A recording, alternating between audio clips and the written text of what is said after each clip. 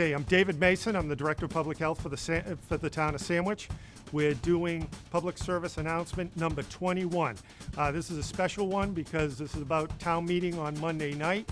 But as usual, we have Chief Burke with us too as we start, and he'll give a breakdown of where we're standing with the coronavirus, and then I'll just give you a quick little rundown. Morning, Dave. The numbers as of today, 2 positive cases in town, 95 recoveries, and 3 deaths. So we're definitely trending in the right direction. One of those 2 positives will be coming off of isolation today. So as of tomorrow, we'll have 1 case in town. Okay, so you see where our numbers are at in town, because people in town are doing a real nice job. The separation, wearing facial coverings is working. And this is why we've decided and we're comfortable as far as moving forward with town meeting. We want to get town meeting in before we have more people coming down to the Cape. More people means potentially a higher incident rate. So we want to get this meeting done prior to the arrival of more people on Cape. We are asking for facial coverings to be worn during the meeting, so for the comfort of everyone. So this design is laid out to make people comfortable, to be able to attend town meeting, and Chief Burke will point out those people involved. And again, I'm gonna bring in Taylor White. He's going to speak to registration and what the setup is, and we're going to walk you through. So we look forward to seeing you on Monday. Be safe out there and be considerate of others. Thank you.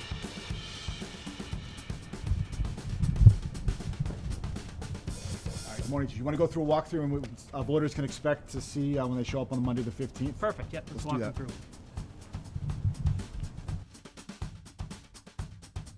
Voters are going to be, instead of typically where your voters will walk into the high school and go to the right to the auditorium, they're going to be taking a left and going up the stairs or using the elevator that's on here.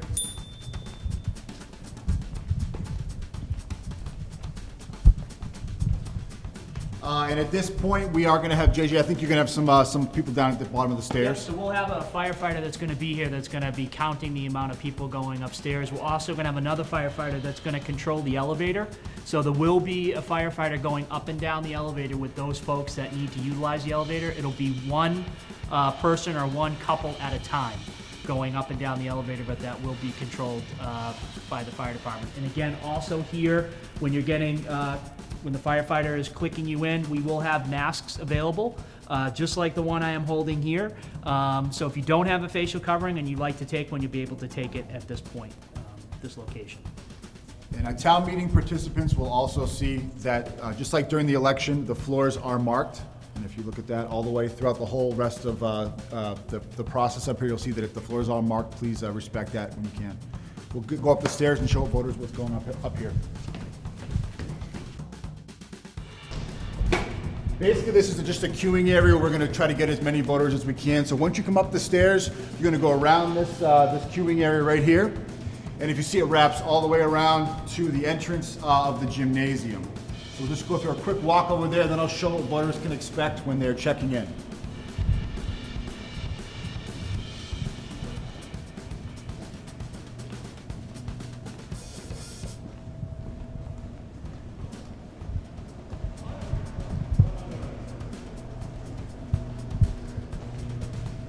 At this point, there will be somebody that will be queuing residents. So if there is a line, there will be queuing residents to go in one at a time to the station. I have 5 check-in stations available.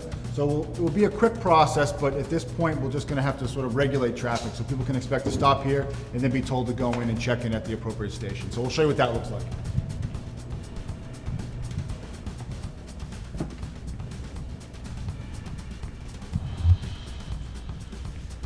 So these are the 5 check-in stations that folks will be walking up to, receiving their voter card and a copy of the warrant, then proceeding on into the gymnasium and finding their seats. At that point, Chief, I'll let you explain some of the processes from there. Thank you, Taylor.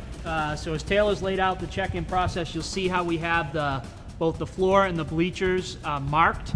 So we have, for couples, dual chairs in the front here, and then single chairs in the back.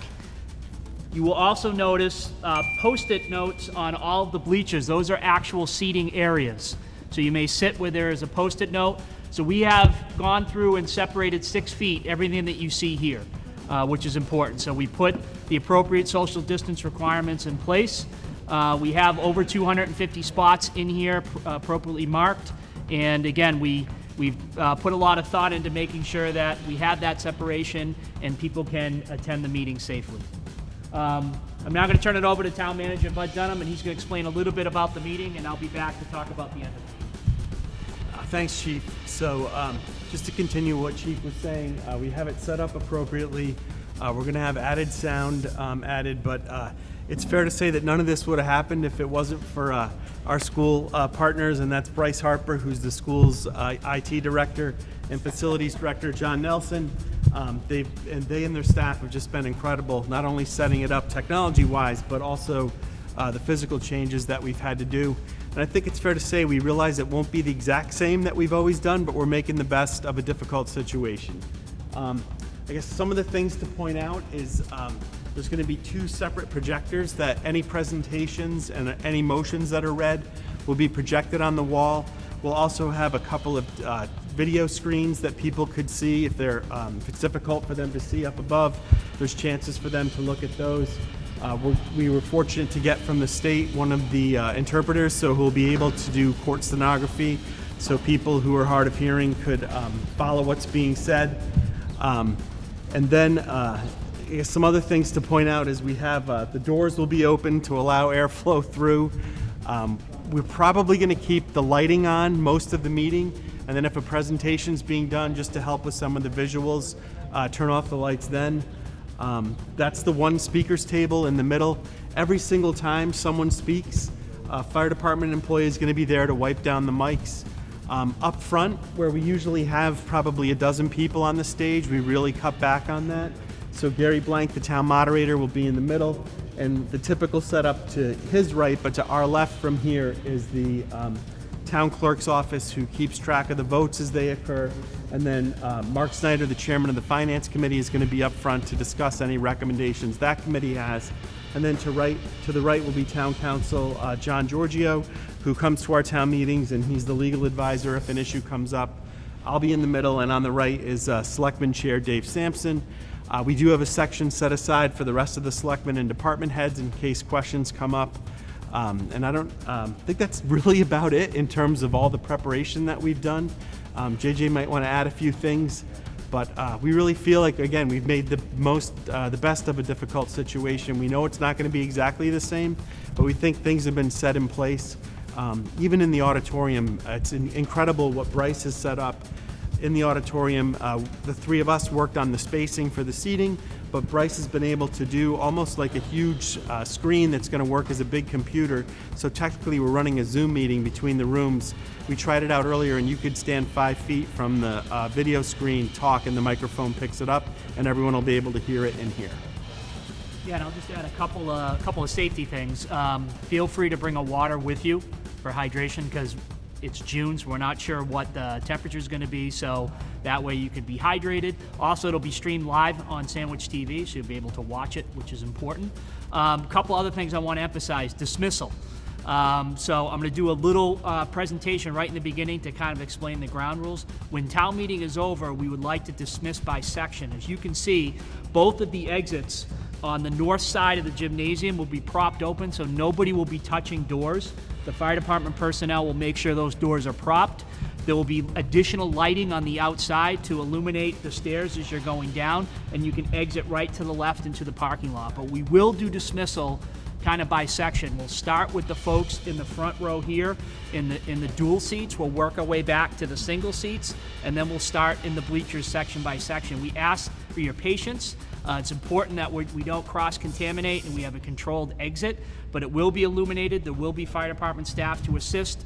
And those that are non-ambulatory, we ask to use the exit, which is the entrance that they came in, and the elevator will be staffed with that firefighter who has a key that can control the elevator to get people up and down. So there may be a little bit of a wait in the elevator area. If we have multiple people, we ask that you be patient, but there will be a firefighter in the elevator with you, making sure that you get down to the first floor. So we're hopeful with all of these control measures that have been put in place and the work that has happened that we'll be able to execute a safe town meeting. And again, we feel confident that we've done everything that we possibly can to make this as safe as possible for the public. JJ, if I could just add a couple things. I don't know if people understand it. A lot of people have heard the governor's orders about having gatherings no more than 10 people. It's important to note the town meetings are exempt, so we can have as many people that have showed up for Monday night, and our plan is to start at the usual time at 7, so we'd strongly encourage people here to get here a little bit early if possible, to check in around 6:30, say, come to your seats, relax a little bit, and then hopefully things will go fairly quickly. The selectmen have purposely cut down the articles on the warrant, so it should go quite quickly compared to most town meetings. So we're going to conclude with that. Anything else that we have? So we just want to point out again, this has been designed by the guidelines and the protocols of the state in order to ensure social distancing and your participation. So we're comfortable with what we've provided here. We hope you are also, and we'll look forward to seeing you at town meeting.